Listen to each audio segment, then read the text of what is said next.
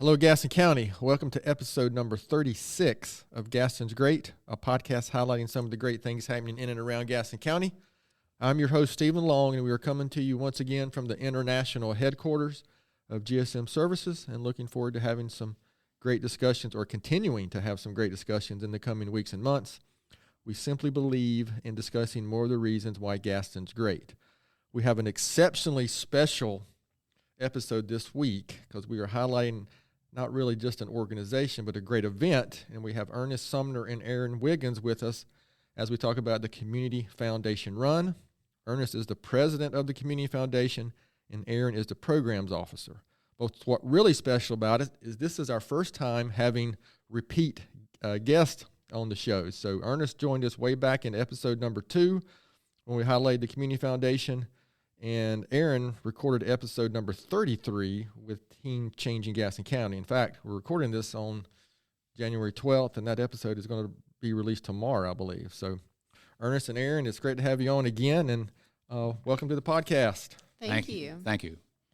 So we're going to get right to it, and we're going to ask them to kind of repeat maybe some questions from their previous episodes, but we may have some new listeners for the first time, or we hope to. So, Ernest, maybe start with you. Just kind of tell us a little bit about yourself before we really get into to talking about the run.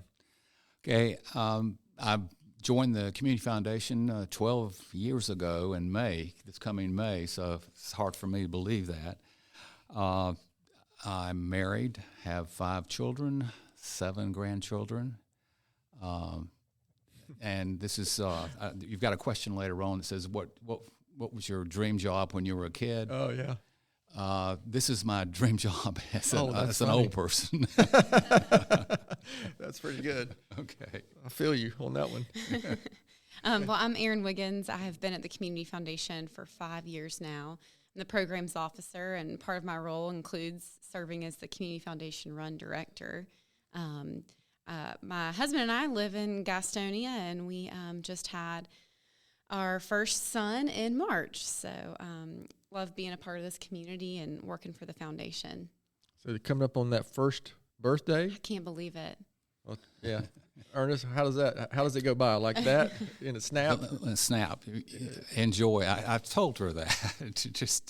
It'll go very quickly. Yeah, Yes. I'm crossing our fingers. My son just started his last semester at Western Carolina. So, yeah, you blink your eyes and they'll be gone here before long. So, and of course, everybody says that, but it's true. It's true, right? So, again, we're talking about the Community Foundation Run. And Ernest, I'm just going to ask you, can you kind of go back and share a little bit of history of it, if you can, when it started? I mean, we're pushing, gosh, it's been a long time. I remember back when it was in the Greer Middle School parking lot. So anything you can share related to that? Okay, well, we're pushing, this will be our 20th anniversary, Okay, that's what I thought. which is really a hallmark for that. I was a volunteer board member back in 2002 when May Barger and Linda Slade, 2 names that probably you know in the community, brought this before the board as a way to say thank you to the community for 25 years of the Community Foundation.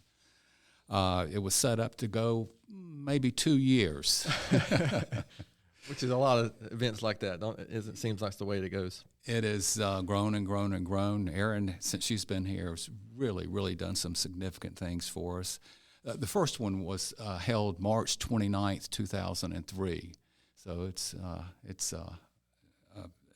been a long time event and mission for this Community Foundation. It actually serves perfectly for our mission statement with connecting donors with Gaston County needs. So, I mean, it fits in there perfectly.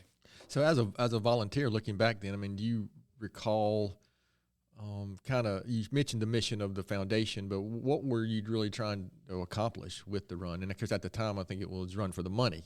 It was the actual name of it, wasn't it? Yes. It was the Community Foundation had been around for 25 years in 2003, and wanted to do something for the community, a gift for the community. Because the Community Foundation makes a significant gift to the match fund, which is part of that, we thought this would be a good way to celebrate our 25th year. And that was the original reason to do that. It was part of a number of things. And for 2 years or whatever. For 2 years. Yes. So, so here we are 20 years later, Erin, and I know you're really the driving force, I would say. Yes. Behind the run now. I mean, how would you describe? I mean, we use the word initiatives, but what is it now, maybe compared to 20 years ago? How, because to me, I'm biased probably, but it's the premier event for philanthropy here in our community, put on by the leading organization behind philanthropy here in our community. So how would you kind of describe what the mission is now, or has it changed, or is it exactly the same, and how has that grown, and maybe your role in that? And don't downplay it. Okay. Well, I think the mission behind it and the reason that we started it has remained the same, which was to offer this as a gift to the community, to our nonprofits, but then also to provide an opportunity for them to have a fundraiser without the associated overhead costs, which again goes back to it being a gift to the community, but then also an opportunity for them to get to other nonprofits to get to know each other, network, see how they may be able to work together, see how they may be able to partner on certain initiatives that you have two organizations doing the same thing. They have an opportunity to get to know each other, collaborate. But so I believe the first year of the run, and Ernest, you may know different, I think we had around 50 or 60 organizations. Yeah, it was 60, you're right. Okay. And then now this year we will have 130. So I think that speaks to the growth of the event and how important it is to the nonprofits in our community. Yeah, that's a significant increase in the number. Can you think of a specific organization? Might be the better example, but a specific organization that has been really impacted, or something that you've seen that they've done? Because I know there's some follow up afterwards, and specifically I don't know if you still do the breakfast afterward. Of course, I'm sure the last couple of years that hasn't. I don't know if that's happened, or it's been virtual. Surely we're coming out of that soon. Fingers right? crossed. So maybe, or a story related to that, that either one of you can share about, the aftermath or the impact that you've seen personally? Well, I think for me, when my first year doing the run, I started working at the foundation at the end of December, which, that's already halfway through the organizations have applied at that point, all of that. And so then going through the whole process, seeing the funds that the organizations raised, I don't think I quite had an understanding of just how much it still impacted them until we had our unrestricted grant cycle, where I saw a lot of these same organizations that applied through that grant cycle in their budgets. The community foundation run is a budget line item, so it's something that they count on year after year. They need for their operating expenses, and it's not just something that they participate in because they feel like they have to. It's because it impacts their organization. It's a budget item. But when I was reviewing the questions when you sent them, one of the first things that came to my mind was, I was trying to think of a physical outcome from this. Right. And, again, when I first started the foundation, one of the things that had just been completed was the Discursus by Keep Gastonia Beautiful. It's the sculpture on 2nd and maybe Marietta. Is that? Yes. Okay. Right in front of the charter school. Yeah. That sculpture right there was a result of their fundraising through the Community Foundation run. Okay. So, wow, that's good. That's a good example. You have organizations like Crisis Assistance Ministry who are serving more of the human service type needs, and then you have the physical results of it, the beautification of our community. So all different kinds of things that people use the funds for. Yeah, that's a good example. And I've served on more than one board of organizations where, to your point, I've seen those line items, as a line item on the budget for the run. Ernest, would you have anything to add to that, or anything that you can think of? I think that Erin's done a very good job on that. She's very close to that, sees a lot. We've seen some organizations grow significantly as a result of the fund, Right. run and of funding. It's just made a big difference. So something, I didn't even think about. I have to watch myself because I'm so in tune with the run itself and have been involved in so many different ways with it, from being a runner to a board volunteer to a sponsor to being on the Next Gen related through my F3 group. We've been involved with it. So actually, though, we kind of skip. Actually, what is it? I mean, maybe there might be some listeners who aren't familiar with it. I would, again, that's why I got to be careful my little bubble. I'm assuming everybody knows what the run is, but maybe they don't. So what literally is it? How to, so maybe just start with the day of. So what is the actual event? Well, I'm gonna back up kind of though and go. So the run is actually a celebration of the fundraising that's been happening that'll start February 1st and run through the actual day of the event. So that's just the fundraising, the collaboration, all of that's happening, several months in advance to the actual day of the event. And then on the day of the event, it's just a celebration of philanthropy, nonprofits, our community, and just a time to be together and learn more about what other organizations are doing. And just to make clear, it's there's a 5K run. And I'm assuming there's still a walk, a 2K walk, 2K walk or fun run or whatever you want to describe that. Yeah. Okay. And then we usually have, of course, we give nonprofits the opportunity to set up tables so that they can share with other people about their organization and their mission. And again, it's just a time to come together too. Okay, thank you. I mean, again, I have to watch. I make assumptions that everybody just knows, right? Exactly what it is. Of course, that, before we're finished, we'll make sure it's clear on if there's any organizations out there who might not be involved with it now, how to do that and how to get in touch with you guys. So maybe start with you, Ernest, since you've been at the foundation a little longer than Erin. I mean, what are you most proud of accomplishing through the event in your 12 years?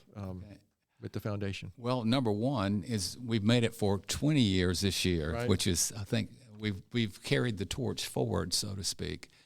Number two, I think, just as Erin mentioned, what we're talking about is the education of this community, of the nonprofits, what they do, as well as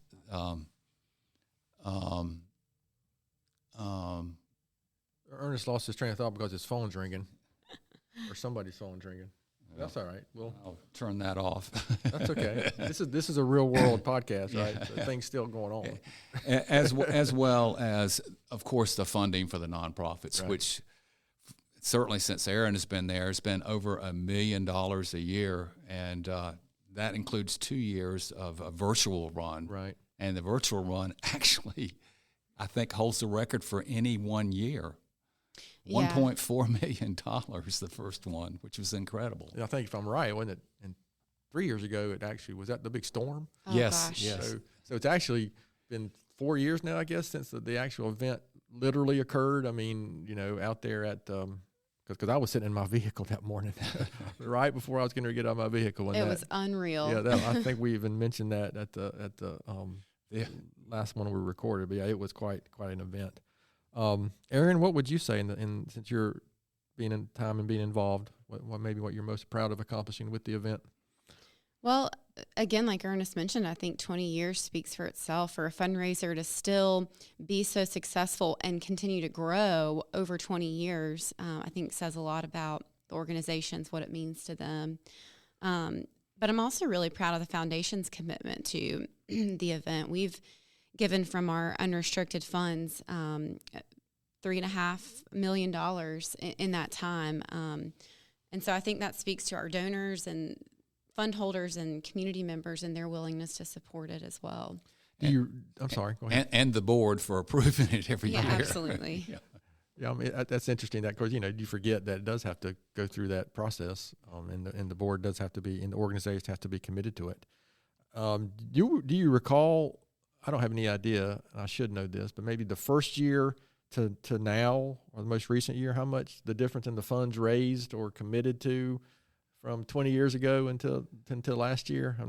Sorry, I didn't we didn't give you that question beforehand. Yeah, it was a little bit more money was given by the foundation than was raised the first year. Well, okay. Yeah, right. Or almost as much anyway.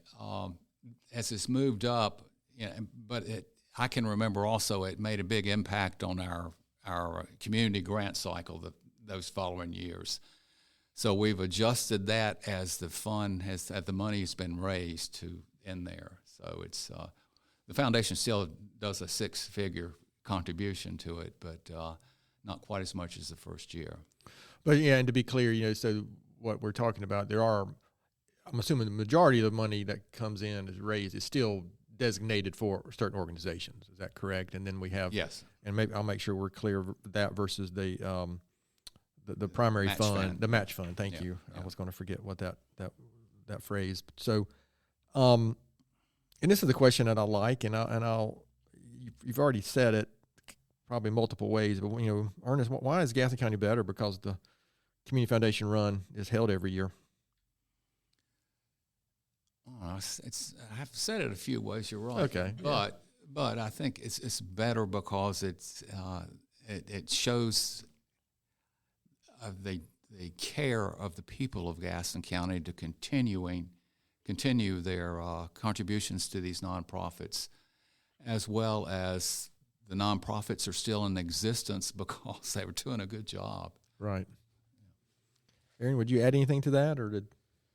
No, I think that, like Ernest said, the event speaks for itself and how it betters Gaston County. I mean, you have the organizations that are working to make Gaston County great to begin with that all come together, and the donors that support them. There's really no other event that brings all the nonprofits and charitable organizations together. Is there anything like that? So, not that we're aware of. I would be curious to know what other kind of collaborations have occurred in the last 20 years. Because of that may not have happened when these organizations may not have known each other so well. This is probably going to be a tough question, but especially since it just has to be renewed, so to speak, every year. Erin, what do you think the run's going to look like in 5 to 10 years? Is it going to be the same? Is it going to be larger?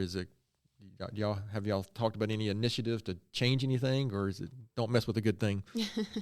We actually have. We have been in discussion with honey hunters about possibly having the festival portion of the event in the Caramont Health Park. Okay.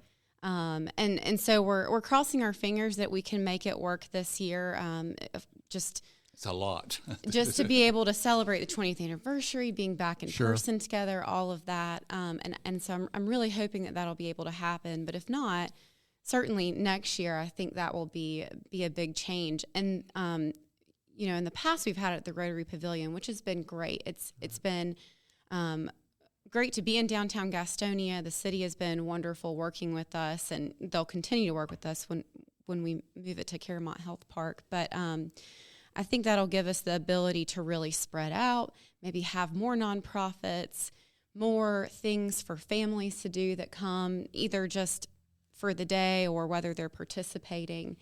And so I think our idea is that the run would start near the ballpark, but then even finish within the stadium. So they'll actually run, over home plate or something like that. So I think it'll be a really neat thing to be able to do and showcase that new part of downtown Gastonia as well. Absolutely. Yeah, it's quite an addition this past year to Gaston County. Well, we're thinking about as someone finishing the race, running into the stadium, you think about the Olympians and the marathon doing the same thing. Yeah, absolutely. So kind of a nice ending for it. That would be unique for sure. Maybe even get some extra credit for sliding into home plate at the finish line.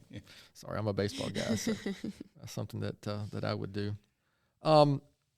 So speaking of, again, obviously this is such a big event, and we want to make sure that everyone listening is kind of aware of the event, when it's going to happen. But is there anything else I haven't asked or should have? Anything else you'd like to share before we shift gears just briefly before we? I'm such a great interviewer that, or actually I should say Elizabeth writes such great questions that we've got everything covered. Thank you, Elizabeth. So anybody wants to get involved, what how can we? What advice do you give them? What do they need to do? I'm assuming at this point. So excuse me, we're recording this on January 12th. Are there still opportunities for organizations to get involved, or has that time period closed? And so I'm asking some questions that I should know, but I don't. So I think a lot of times organizations are shocked. We like I mentioned before, the fundraising registration opens February 1st, and a lot of times organizations will call us and say, well, we want to participate. But by then we've already been in run mode for several months, because the run does serve as a grant opportunity for us. So there is still, we begin informational meetings in October, and then organizations have to submit a grant application to be able to be approved and participate. And so the whole process for the run starts in October. Applications are usually due in November. So we start a lot earlier than I think people would assume. That's fair, yeah. And again, it's because there's an approval process to it. So registration for runners and participating on the day of for running and walking, and then the fundraising part is really what starts in February. Is that accurate? But certainly for an organization that does want to participate, if they've missed the deadline this year, I still would come to the run. Learn how it works, be a part of it, meet some other nonprofits, just to get an idea of what to expect next year. Yeah, and like us on Facebook or look at our website and ask for the email so you'll be alerted when the opening period for the registration, for application to be in the run is available, which is in October each year. Okay. Yeah, actually, one of the other thing that I've done several times is on the committee that reviews the applications. That's right. And that's actually, I have to admit, I like doing that. I like to see what organizations are doing, and it sure opened my eyes to a lot of the things going on and what organizations are doing that, frankly, I just wasn't aware of. And so that's another good thing about the event is just going out there that day and being able to interact with a lot of the nonprofits that are doing such good work here in the community, and it's fun. Again, I appreciate you sharing that. Again, before we finish, we will make sure it's very clear where individuals can go and how they register and how they can donate. Obviously, ultimately, the point of this is to make more people aware and hopefully give others maybe who haven't done it before an opportunity to support some of these organizations and the run itself. But we're going to shift gears real quick, and since these are repeat guests, we're going to changing up some of these questions what we normally do, and we're going to call it the first time ever second guest speed round of questions. Is that fair, Elizabeth?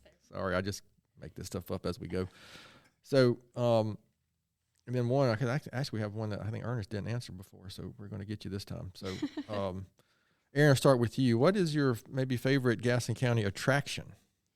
Well, and I think I mentioned this when we recorded the Teens Changing Gaston County one, but I love the Carolina Thread Trail system in our community, in our parks and rec, and I think Goat Island Park remains one of my favorite places to go and the walk around or be near the river. Yeah, I just saw the Thread Trails being expanded out and down around Spencer Mountain as well.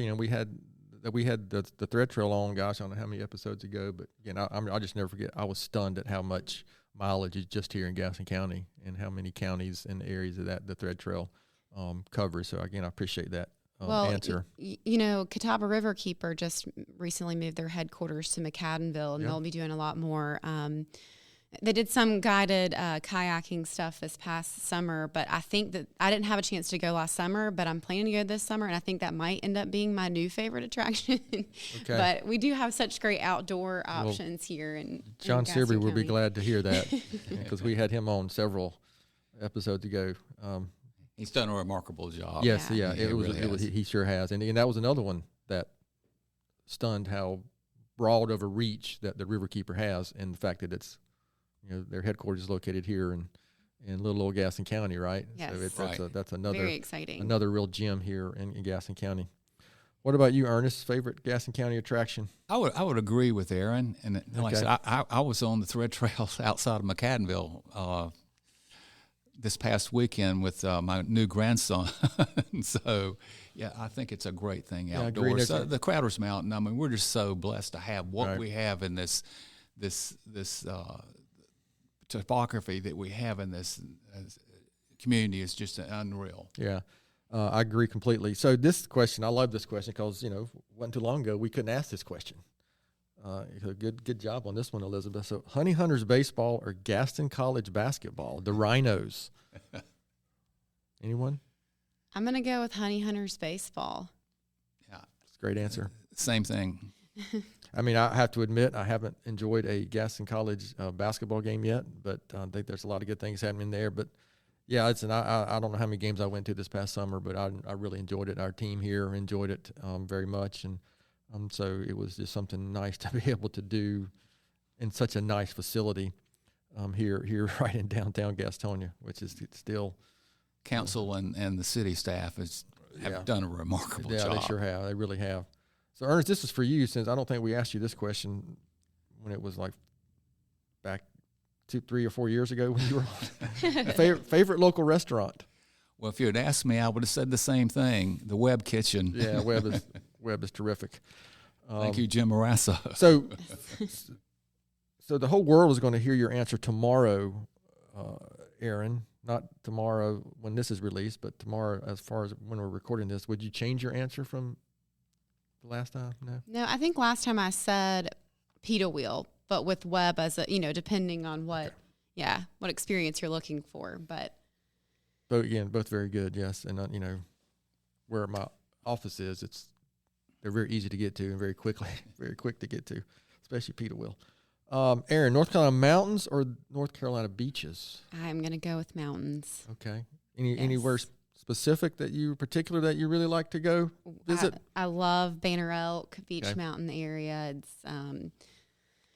It's great during the winter and during the summer. I mean, there's always things to do. It's beautiful. I agree. Ernest? The same thing. Okay. Mountains. Well, I agree, but It's close. It's great to live in a state and live in Gaston County where, within an hour or two you can be in the mountains, and frankly, there's 3 to 4 hours you can be down at the coast. So it's really a unique and great place that we live. So we talked about this a little bit beforehand, but or maybe you mentioned it earlier. So Ernest, start with you. What was your dream job as a child? We know what your dream job now is I'm not sure. How did you phrase it? An old person? Or Yeah, I think that was what I said. When I was a kid, we played Army tag. It was a game, so I wanted to be a soldier. Yeah.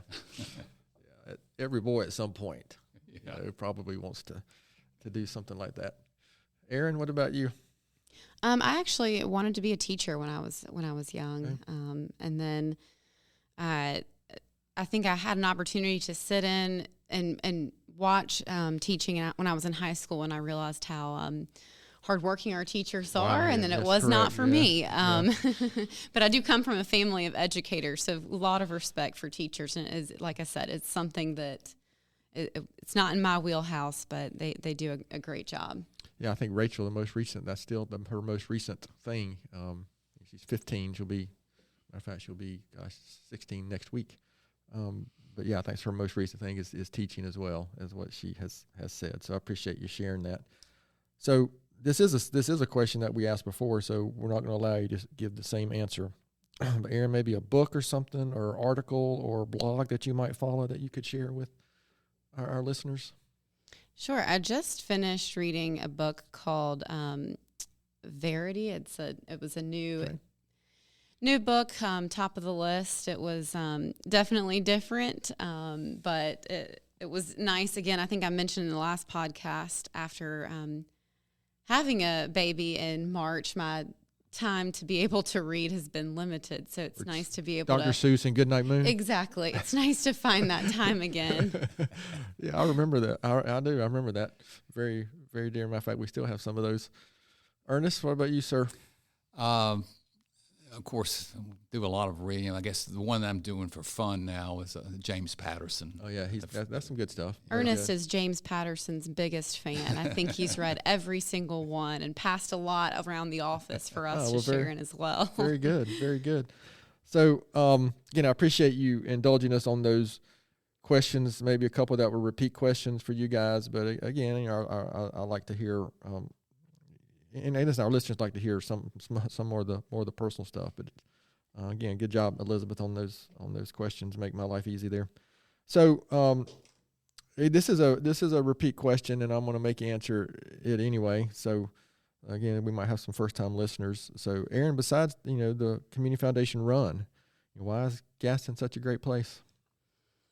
Well, I think this was my answer in the last episode that we recorded as well. But the people, I think we have just such a unique community here. They're generous. They are, caring. And we at the foundation see that quite often, just doing what we're doing. We really get to know a lot of people and see how generous they are and how much they want to support the community.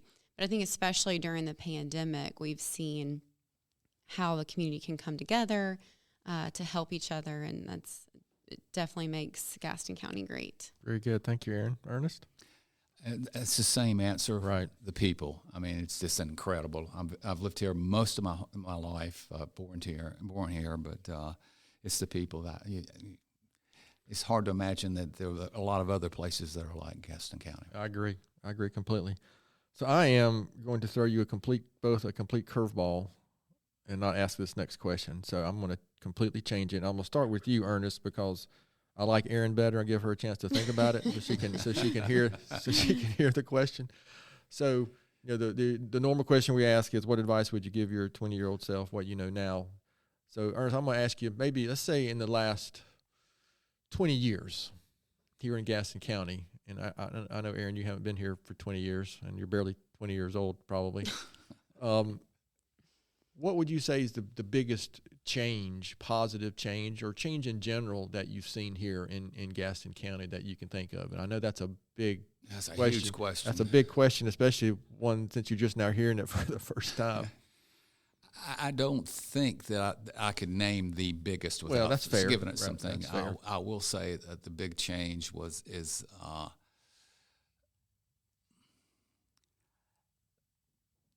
the diversity of things that are going on. Okay, that's good. Okay, I think that's significant. There used to be none of the same old. Things are changing.